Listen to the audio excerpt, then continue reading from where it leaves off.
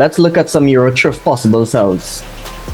So what I'm seeing here is a bear market right now. Obviously, when you zoom out all the way, you can tell that EuroCHOOF is definitely bearish, and the higher you go, you get a sense of what's actually been happening.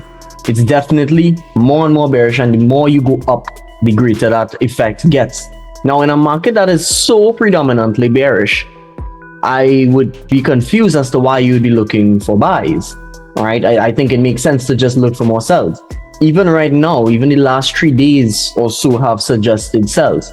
Now let's look at something here.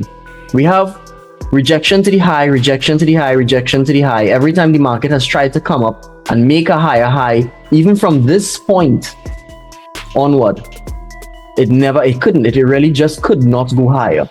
And then succumbing to the sells, which is the overall momentum as of present, the CHOOF could not fight against the euro at this point in time.